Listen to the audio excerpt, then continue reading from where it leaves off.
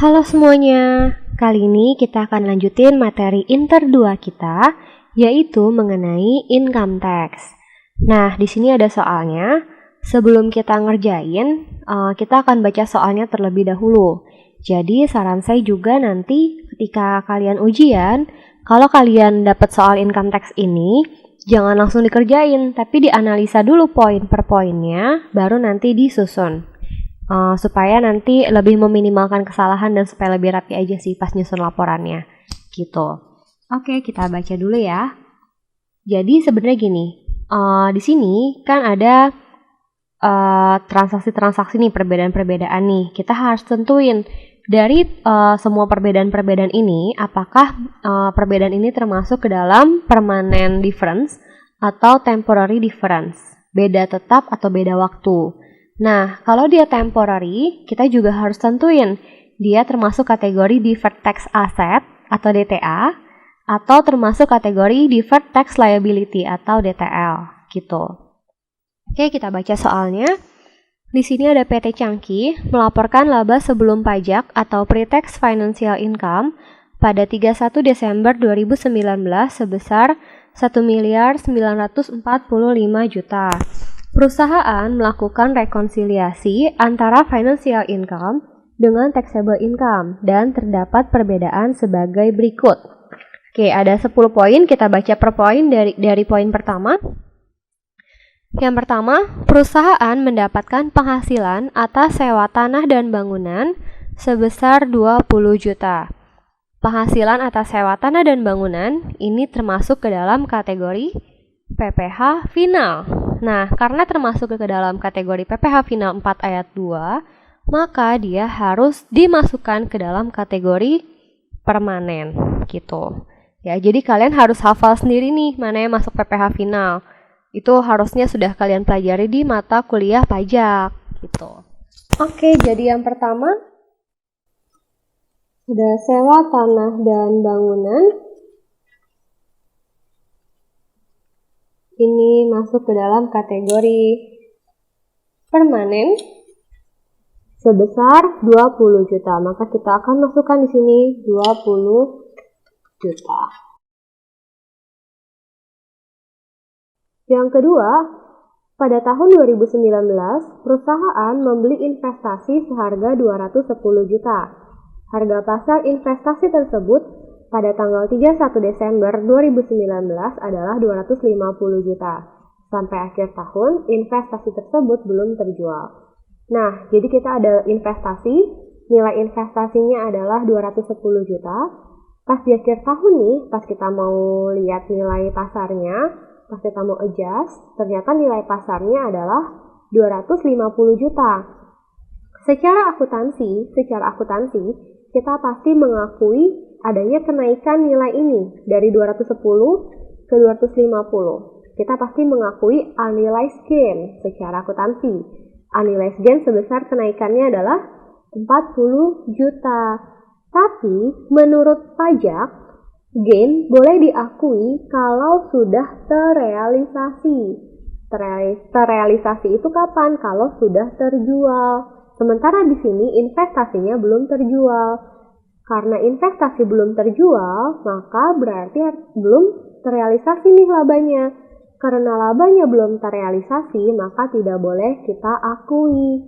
Jadi menurut akuntansi, kita mengakui laba 40 juta, unrealized gain 40 juta. Tapi menurut pajak nggak boleh nih. Nah, maka ini termasuk ke dalam kategori laba belum terrealisasi. Kalian mau tulis bahasa Indonesia boleh, mau tulis bahasa Inggris boleh, campur juga nggak apa-apa. Oke, ini masuk ke kategori temporary. Kenapa temporary? Karena 40 jutanya ini boleh diakui, tapi nanti kalau sudah terjual. Bukannya nggak boleh sama sekali ya, boleh, tapi nanti saat sudah terjual. Maka dari itu akan masuk ke dalam kategori temporary. Nah, sekarang kita harus bedain lagi nih kalau temporary. Temporary-nya ini masuk kategori DTA atau DTL. Nah, kita lihat. Secara akuntansi kita mengakui laba, ya kan? Tapi kata pajak nggak boleh, labanya nggak boleh diakui. maka kita harus menghapuskan laba yang telah kita akui. Kita udah ngakuin laba, ternyata nggak boleh, kita hapus labanya. Kalau laba dihapus, berarti labanya berkurang. Kalau laba berkurang, maka masuk kategori DTL. Oke, sebesar 40 juta. Oke, kita ke poin selanjutnya. Poin 3. Penjualan cicilan yang dilaporkan perusahaan sebesar 880 juta. Menurut pajak, dari jumlah tersebut yang dilaporkan dalam SPT pajak tahun 2019 adalah 808 juta. Nah, ini ada penjualan cicilan nih. Menurut akuntansi atau menurut pembukuan kita, penjualannya adalah 880 juta. Tapi menurut pajak, yang boleh diakui sebagai penjualan atau pendapatan adalah 808 juta. Nah, kita pikirin lagi deh. Berarti di sini ada penjualan cicilan. Ini masuk kategori temporary. Kenapa temporary? Karena selisihnya berapa nih? 72 juta ya. Selisih 72 jutanya ini boleh diakui. Bukannya nggak boleh, boleh tapi nanti. Jadi paling 72 jutanya ya nanti tahun depannya lagi menurut pajak seperti itu. Nah, di sini kita lihat. Menurut akuntansi 880, menurut pajak 808. Kita selalu membuat dari akuntansi, kita sesuaikan menjadi menurut pajak. Dari akun ke pajak gitu. Nah, menurut akuntansi 880, menurut pajak 808. Dari 880 ke 808. Berarti kita harus turunin, ya kan? Kita harus kurangin. Nah, ini konteksnya adalah penjualan, berarti revenue. Kalau revenue kita turunin atau kita kurangin, revenue berkurang, maka masuk ke dalam kategori DTL. Sebesar selisihnya tadi 72 juta. Oke, kalau DTL di minus aja ya, biar kita tahu. Kalau dia liability. Oke, lanjut yang keempat. Beban piutang tak tertagih untuk tahun 2019 adalah 100 juta. Diketahui perusahaan menerapkan metode allowance atas piutang tak tertagih. Peraturan pajak tidak memperbolehkan pengurangan apapun sampai piutang tak tertagih benar-benar dihapuskan. Selama tahun 2019, piutang yang dinyatakan dihapus adalah sebesar 6 juta. Nah, berarti di sini kita akuntansi kan suka tuh melakukan pencadangan piutang, ya kan? BDE pada AFDA. Nah, ada pencadangan piutang sebesar 100 juta. Tapi kata pajak nggak boleh nih pakai pencadangan kayak gini. Piutangnya yang boleh diakui sebagai beban adalah kalau benar-benar sudah dihapus atau tidak tertagih. Nah, ditanya nih dari 100 juta yang benar-benar nggak tertagih berapa sih?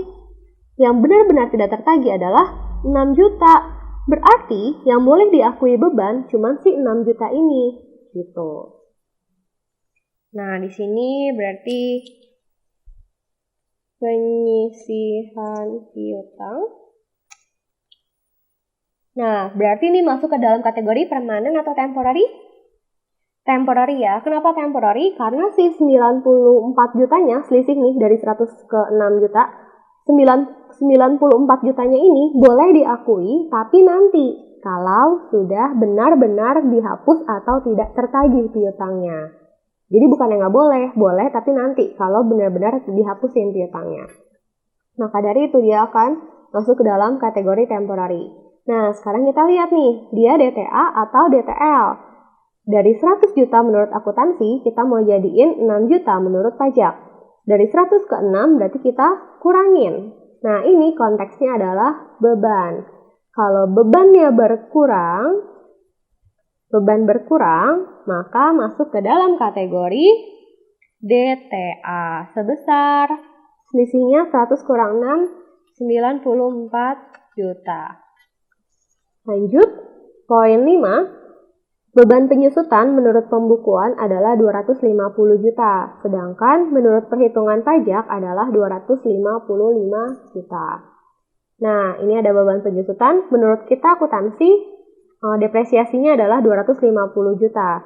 Tapi menurut pajak 255 juta. Ini berarti masuk ke dalam kategori temporary ya, karena ujung-ujungnya nanti setelah habis masa manfaatnya pasti sama aja kan total accumulated-nya. Cuman masalah beda pengakuan aja, beda waktunya aja gitu. Nah, berarti ini akan masuk ke dalam kategori temporary. Kita tentuin DTA atau DTL-nya. Dari akuntansinya 250 juta, menurut pajaknya 255. Berarti dari 250 ke 255 kita mau tambahin, ya kan? Kita mau nambahin nih. Di sini konteksnya adalah beban. Kalau bebannya bertambah, maka masuk kategori DTL. Sebesar selisihnya adalah 5 juta. Poin 6, perusahaan mencatat beban entertainment sebesar 53 juta, tetapi yang dapat dikurangkan menurut pajak karena disertai bukti yang sah adalah 15 juta. Berarti di sini kalau beban entertainment boleh diakui asalkan ada bukti yang sahnya. Selama tidak ada bukti yang sah, maka tidak boleh diakui sekarang ataupun nanti. Maka dari itu, beban entertainment akan masuk ke dalam kategori permanen. Karena ya udah mau sekarang mau nanti nggak boleh diakuin kalau nggak ada buktinya. Berapa permanennya? Kita lihat. Total beban yang kita akui 53 juta. Yang diakui menurut pajak cuma 15. Berarti selisihnya adalah 38 juta. Lanjut poin 7. Pada tahun 2019, terdapat pendapatan bunga deposito sebesar 67 juta. Nah, pendapatan bunga deposito, kalau kalian ingat, ini juga masuk ke dalam kategori PPh final, maka masuk ke dalam kategori permanen. Ya, bunga deposito itu udah ada tarif finalnya, maka dia akan masuk ke dalam kategori permanen. Sebesar 67 juta.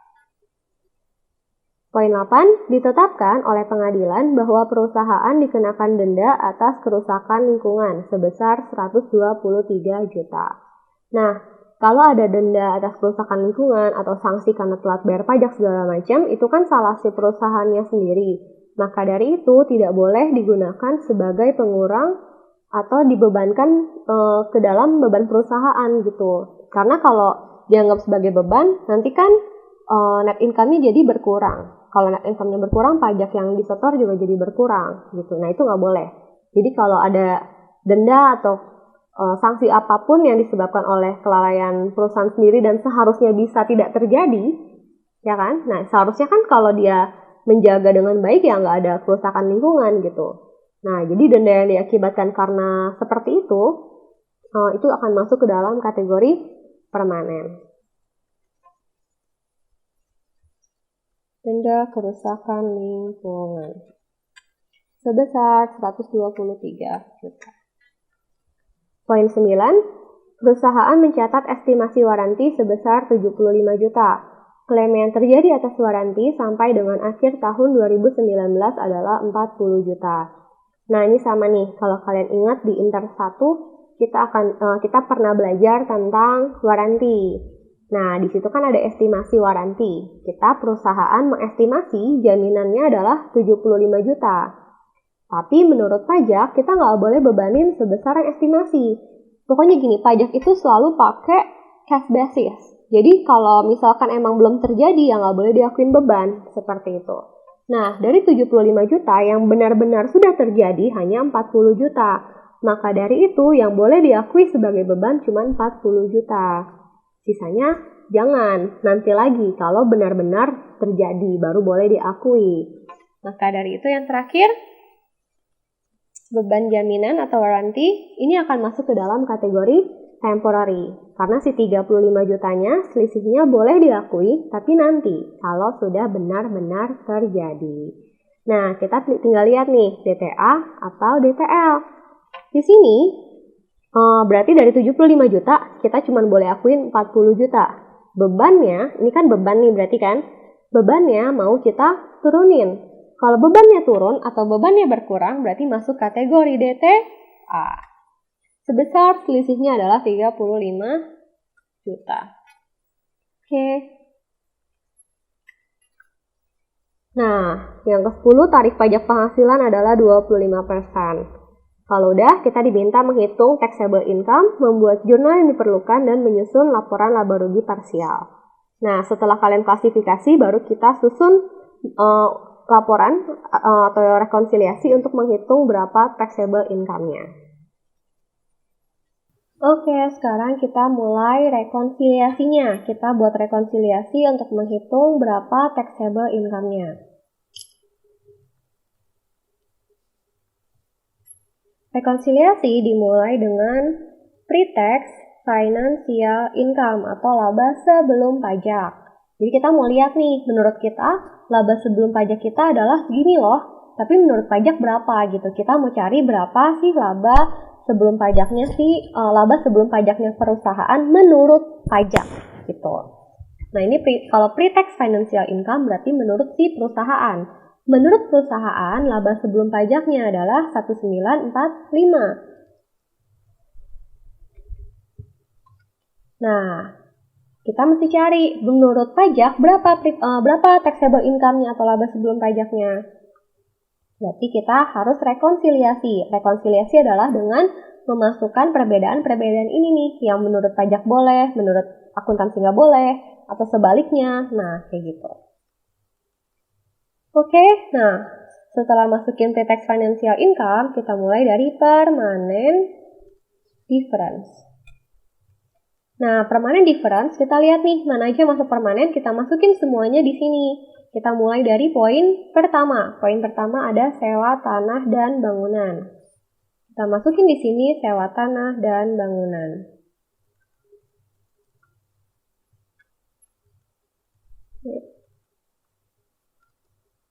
Ini copy aja ya.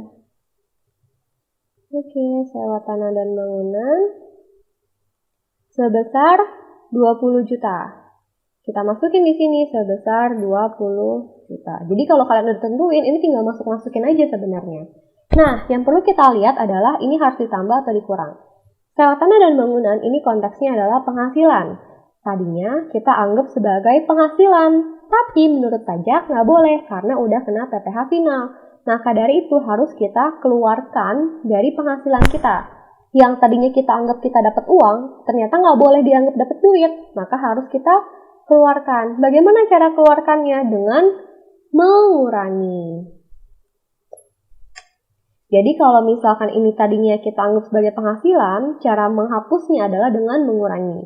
Kalau tadinya kita anggap sebagai beban, cara menghapusnya adalah dengan menambahkan. Jadi dibalik gitu.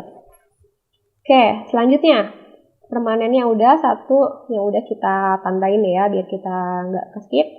Poin 6 di sini ada beban entertainment sebesar 38 juta. Tadinya kita anggap ada beban entertainment, tapi ternyata menurut pajak dibilang nggak boleh, ini nggak boleh diakui sebagai beban. Maka dari itu, yang tadinya kita anggap sebagai beban, ternyata nggak boleh lagi nih. Makanya harus kita gimana caranya? Bentar.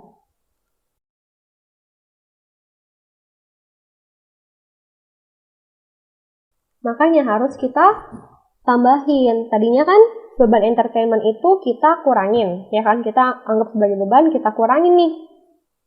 Revenue kurang expense, udah kita kurangin, ternyata katanya pajak nggak boleh. Ya udah kita balikin lagi. Yang tadi udah kita kurangin, sekarang jadi kita tambahin. Gitu. Jadi kalau penghasilan harus kita kurangin, kalau beban harus kita tambahin, dibalik. Nah, di sini beban entertainment-nya adalah 38 juta. Karena ini beban, maka harus kita tambahin, jadi nggak usah dikurung. Oke, lanjut bunga deposito, masuk permanen juga.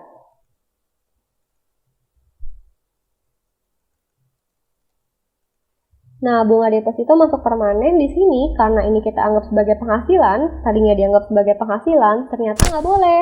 Maka dari itu di sini harus kita kurangin, dibalik. Lanjut. Permanen ada lagi di poin 8, denda kerusakan lingkungan. Nah, ada denda kerusakan lingkungan, tadinya kita anggap sebagai expense karena kita didenda, harus keluar uang. Tapi kata pajak nggak boleh, ini nggak boleh dianggap sebagai beban. Maka yang tadinya udah kita kurangin, sekarang kita tambahin. Gitu. Permanen udah masuk semua nih, 1, 2, 3, 4 udah masuk. Nah, kalau udah kita total.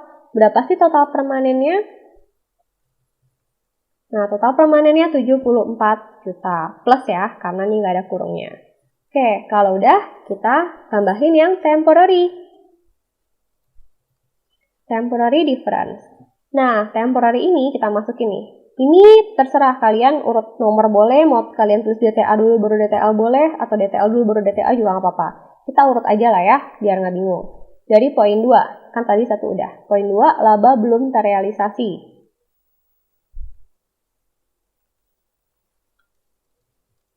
Laba belum terrealisasi di sini masuk ke dalam kategori DTL, minus 40 juta berarti karena DTL ya.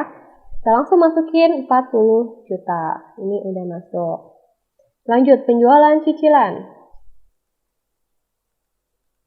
Ini tuh materi yang gampang menurut saya. Dibandingin sama materi-materi nanti setelah ini lebih gampang. Yang penting kalian harus hafal sih, dia masuk kategori mana-mananya. Ini 72 juta. DTL. Lanjut, penyisihan piutang, DTA.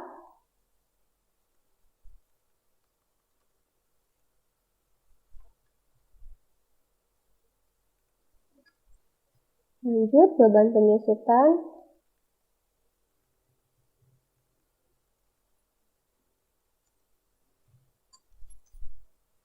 Dan penyusutan 5 juta DTL.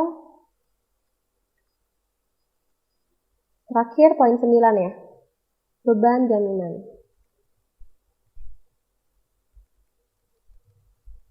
Beban jaminan DTA. Nah, kalau udah ini ingat ya, DTL itu dikurung, DTA itu yang nggak dikurung. Jadi jangan sampai salah. Nah, kalau udah, kita tambahin lagi. Berapa totalnya? 12 juta. Nah, pre-tax ditambah kurang permanen, ditambah kurang temporary, hasilnya adalah taxable income. Atau laba sebelum pajak menurut pajak. Kita totalin semuanya. 2031. Nah, taxable income-nya adalah 2031. Nah, kalau udah, kita lanjut ke poin 2, yang B. Buatlah jurnal yang diperlukan. Nah, jurnalnya ini cuma ada satu jurnal aja. Yaitu yang pertama, kita akan akuin ada income tax expense. Di mana income tax expense ini kita akan menghitung berapa sih income tax expense itu adalah beban pajak menurut si pre-tax financial income itu. Jadi menurut si perusahaan sendiri. Caranya adalah angka di pre-tax financial income ditambah kurang angka permanen dikali sama tax rate-nya 25%. Jadi di sini caranya adalah tulis di sini aja ya. Caranya adalah pre-tax-nya 1945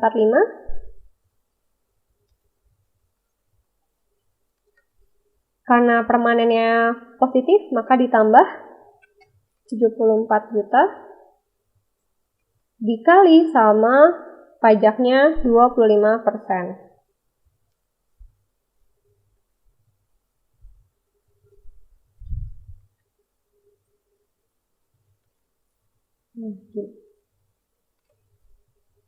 Oke. Hasilnya adalah ini jauhan ya, nggak apa-apa lah ya. Nah, ini hasilnya adalah kalian itu pakai kalkulator biar cek juga sekalian. Dikali 25%. 504.750. Ini income tax expense-nya.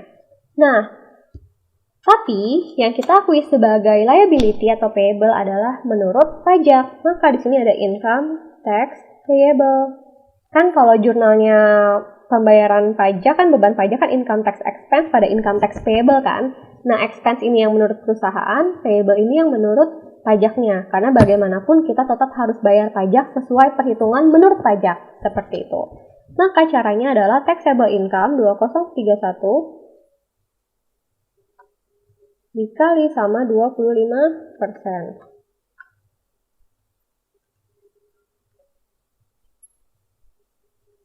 507.750. Nah, selisih 3 juta kan belum balance nih. Kenapa belum balance? Karena ada si temporary difference. Yang mana itu boleh diakui tapi mungkin nanti gitu. Maka kita harus hitung. Di sini ada DTA, ada DTL. Aset itu adanya di debit. Maka di sini ada deferred tax asset di sebelah debit. Deferred tax asset caranya adalah kita lihat di sini yang masuk DTA adalah poin ini ya, penyisihan piutang sama beban jaminan 94 sama 35. Kita tambahin semua DTA 94 ditambah 35 dikali sama pajaknya 25%. Kita hitung ini tambah ini dikali 0,25 32.250. Nah, ada juga DTL. Karena liability, deferred tax liability, maka adanya di kredit.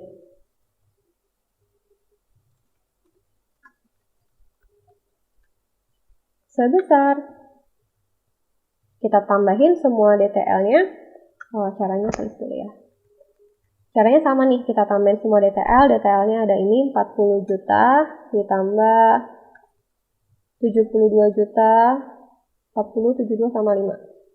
Ditambah 5 juta dikali 25%. Maka caranya adalah 40 ditambah 72 ditambah 5 dikali 0,25. Nanti kalau di jurnal kan udah dikredit, jadi nggak usah pakai tanda minusnya. Nah, coba kalian cek. Udah balance belum? Harusnya udah. Nah, kalau udah, kita tinggal bikin income statement parsialnya. Oke, sekarang kita mau buat income statementnya. Kita tulis nama PT-nya, PT Changki. Lalu income statement parsial, ditulis ya parsialnya karena kita nggak bikin full, bikin sebagian doang, nggak nyampe setengah malah, seperempatnya. Terus for the year ended Desember 31, 2019. Oke, kita rapihin dulu.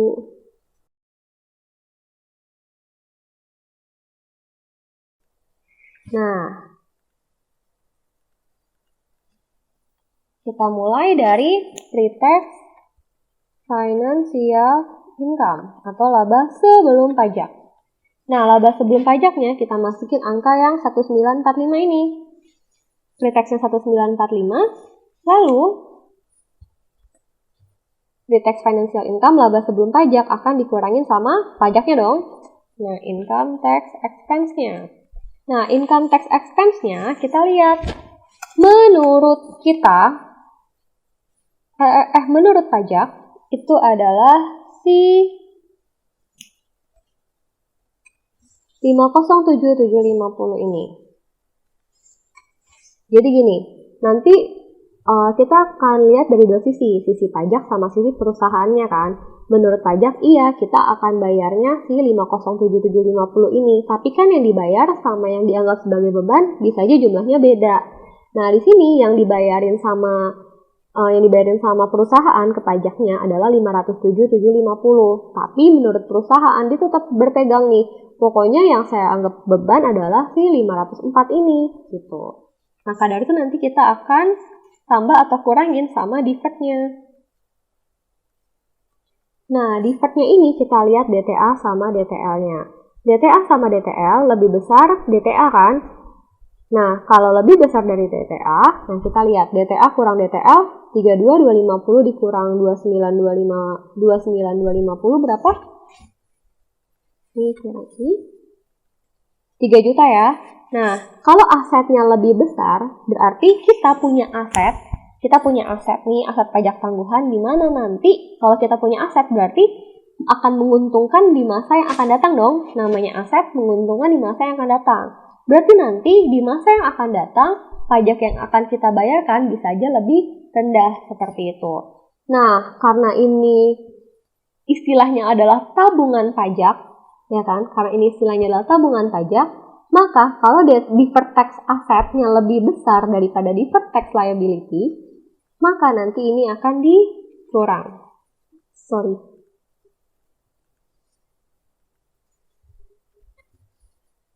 Nah, gini. Maka ini akan dikurang. Jadi anggapannya kalian punya tabungan gitu loh. Punya tabungan buat nanti ke depannya.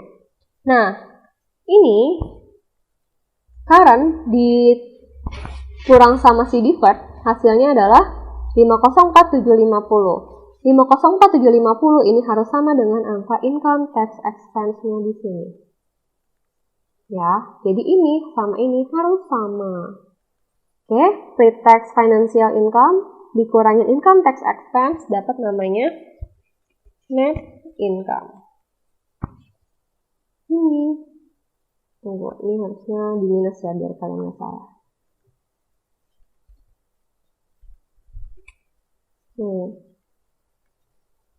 Ini dikurang sama income tax expense, hasilnya adalah 1440250. Nah, ini adalah net income-nya. Jadi sebenarnya ini kalian bisa tinggal lihat aja sih income tax expense di sininya berapa. Cuman untuk dapetin angka ini, untuk buktiin kita harus bikin income tax expense current sama deferred-nya. Dimana current ambilnya dari sini, deferred-nya dapat dari ini kurang ini. DTA dikurang DTA. Gitu. Dapat deh net income-nya. Nah, kalau udah selesai. Terima kasih.